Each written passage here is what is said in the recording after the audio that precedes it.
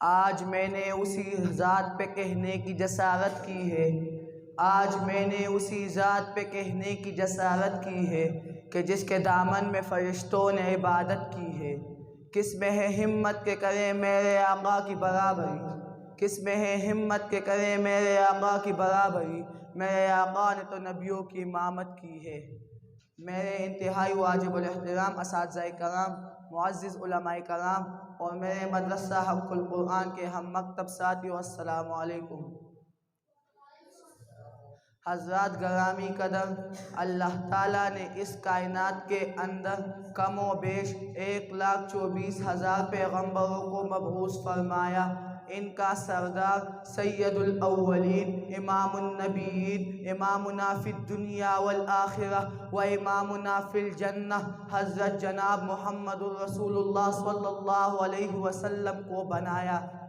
اس جہاں کے اندر کوئی نبی آیا تو کسی قبیلے کی طرف آیا، کوئی نبی آیا تو کسی کنبے کی طرف آیا، کوئی نبی آیا تو کسی شہر کی طرف آیا، کوئی نبی آیا تو کسی ملک کی طرف آیا، ارے کوئی نبی آیا تو یمن کی طرف آیا، کوئی نبی آیا تو ایران کی طرف آیا، کوئی نبی آیا تو شام کی طرف آیا۔ لیکن بات اس طرح سے ہے، جب حضرت محمد صلی اللہ علیہ وسلم کی باری آئی تو میرے رب نے اپنے قانون کو بدل ڈالا، فرمایا قل یا ایھا الناس انی رسول اللہ الیکم جمیعا۔ میرے نبی آئے تو وہ عجم کے لیے نہیں، بحر و بر کے لیے نہیں، جن و انس کے لیے نہیں، مرد و خواتین کے لیے نہیں، چھوٹے و بڑے کے لیے نہیں، ساری کائنات کے لیے نبی بن کر آئے۔ میرے نبی آئے امام الآخرین بن کر آئے، شفیع المذنبین بن کر آئے، سید الاولین بن کر آئے، سید الآخرین بن کر آئے،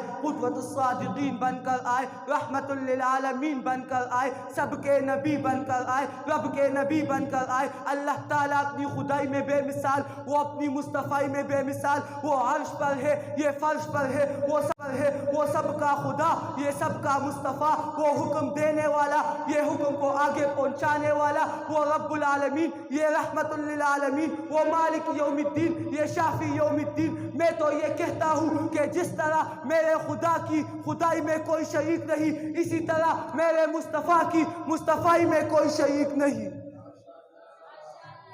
اس لیے عربی کے ایک شاعر فرماتے ہیں لِكُلِّ نَبِيٍّ فِي الْأَنَامِ فَضِيلَةٌ وَجُمْلَتُهَا مَجْمُوعَةٌ لِمُحَمَّدٍ۔ ہر نبی کو فضیلت ملی، مقام ملا، مرتبہ ملا، بلندی ملی، حیثیت ملی، وقار ملا، خوشحالی ملی، کامیابی ملی۔ سارے انبیاء کے فضائل کو، محاسن کو، محامد کو، خوبیوں کو، عنایات کو، انعامات کو، نوازشات کو جس گلدستے میں جمع کر دو، اس گلدستے کا نام ہے آمنہ کا لال، عبداللہ کا نور نظر، مکہ کا در یتیم، سرور کائنات، شافع محشر، وجہ کائنات، افضل الرسل، سید الانبیاء، سید الاتقیاء، سید الاصفیاء، امام المجاہدین، امام المبلغین، وعلی آلی کمالی جمالی عطائی ثنائی بیانی شانی قرآنی محمد صلی اللہ علیہ وسلم، منور مطہر معزز اعلیٰ ارفع اکمل اور کامل نبی، وہ نبی جس میں آدم کا خلق، شیش کی معرفت، نوح کا جوش تبلیغ، ابراہیم کا ولولۂ توحید، اسماعیل کی ایثار،